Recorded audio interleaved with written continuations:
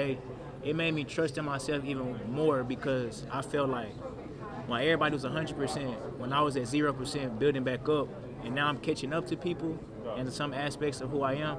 It just like it made me feel extremely confident who I am again. It showed me like God gave me some perfect gifts that I didn't know I had. He gave me a heart and a mind that I didn't know I had. It made me stronger. I value everything more. I know it ain't promised now, and that's when everybody needs that humility moment. But mine happened with a devastated ACL.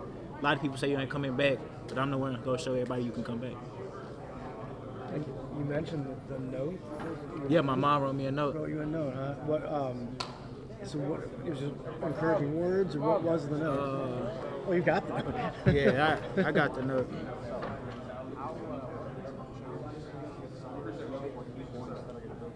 Congrats on coming back, by the way. You can only imagine what the journey was like. I actually had it on the TikTok and it kind of went viral when I posted the note with my mom and everything. It's finna pop up and I'm gonna read it to you. My wife prefers that I'm not on TikTok. Yeah, TikTok, it's turning into another type of app now, man. Too much going on. Sure. I think it's finna pop up. Okay, so May I take a picture of it? I'm gonna say the video and then I'm gonna put it on my phone so you can take a picture of it. Okay, thanks. I appreciate this. Sounds like a great, touching story. Yeah, it was. My mom shocked me with that one. She don't know how it put me in a whole different place.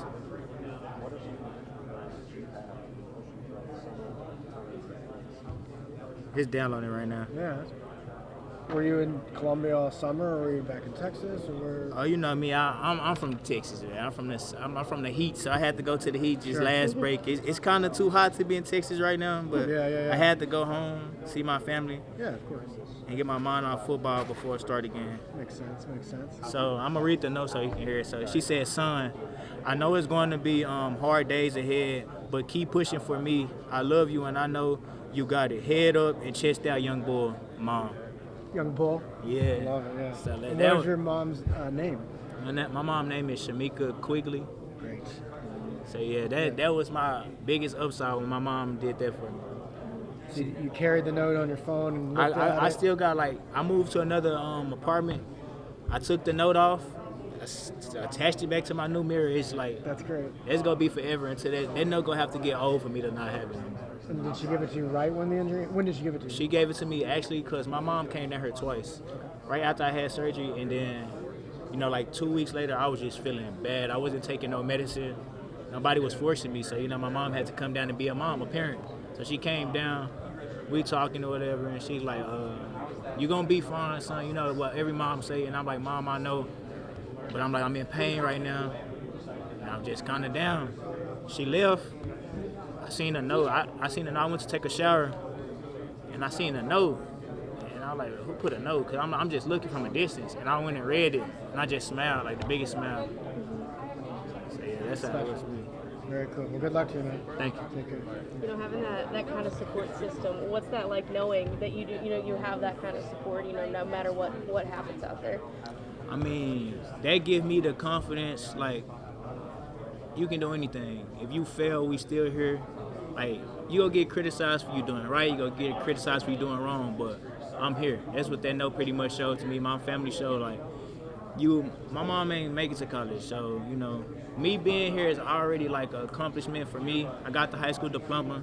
I almost finna get the college degree, so it's like, I can't fail in her eyes, and that's the person that I want to be this for my mom, and that's who I'm doing it for. I wasn't over here, what was that journey like, coming back from that injury, what mentally, that must have been, a lot to get through. Okay, so when I tore my ACL, I already knew the hardest part was telling my mom, because I had to call my mom and tell her, like, you won't see me on the field, like, I got to get surgery. So when I tore it, they held me up because I didn't feel like walking because I knew what it was. And I sat on the cart, and my teammate Sean Robb had put his thumb up, and I put my thumb down, and he said, "I'm praying for you."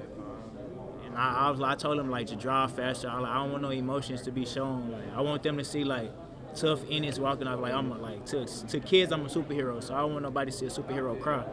So we drive off. The trainers asked me, "Am I okay?" I immediately tell them I'm good, and they was shocked to hear me say I'm good. And they was like, "Why you say that?" I said, God teaching me something. I literally said that before I had to call my mom. Then that's when I cried when I had to tell my mom. That was the hardest part. Other than obviously the rehab, but seeing everybody else do like succeed, like KD, JC, people that's in my grade succeed, and we all close. It made me like, dang man, I got to get back out there with those guys. They always be like, man, you gonna be good. We miss you. When your teammates do that, and you got a strong support system from your family and things like that, like you go give a little bit more. Cause I was taking like my time being conservative with my like rehab, but by them doing that, and JC used to help me walk. I used to be like, hold my crutches, I'm finna walk to you. Don't let me fall. Like trusting them guys like that, they don't know how much like they really helped me out as like mentally. And now like I feel like I'm myself again. What's your mom's reaction to you got back here? I heard you mention before a lot of people said you wouldn't. What's your mom's reaction to that you've made it back here?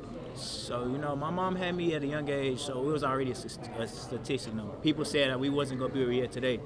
So all my mom pretty much reminded me was like, beat that statistic. You've been doing it your whole life. So I'm here again. What was the lowest point for you? Calling my mom. What do you remember about that conversation? I remember calling my mom. We had a conversation before the practice because I really wasn't feeling right. And she was like, we're going to talk about that after practice. So I went to practice, and the next call she got was 30 minutes later. And I tore my stuff. And she was like, no, like, Ennis, it can be something else because, the trainers tell us it could be MCL. But I'm like, Mom, like, me to you. It's ACL. And she was like, no, it's going to be all right, son. I'm going to be down there. I'm like, Mom, don't rush it. Like, we go find out, get an MRI. Yeah, that was the conversation. That was the worst. Was the conversation that you weren't feeling right? I remember there was a lot that happened after that. I think it was the Tennessee game. It was the Tennessee game, and then it was the practice, right? Yeah. Was the stuff that you didn't feel right, was it from the Tennessee game? I don't know if that, or you just didn't feel right, your ACL didn't feel right.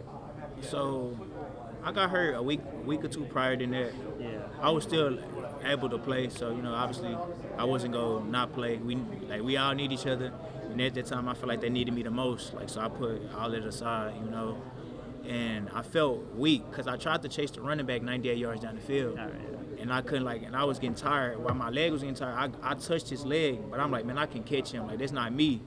So the receiver actually caught a touchdown down here, and I didn't run. And I remember everybody was just bashing me for that. I'm like, man, like they don't understand what's going on with me right now. I barely know what's going on. So from that to happen, and right after that I tore my stuff, it was like, I knew it. But it's like nothing I can do about it. You just gotta take it and keep moving.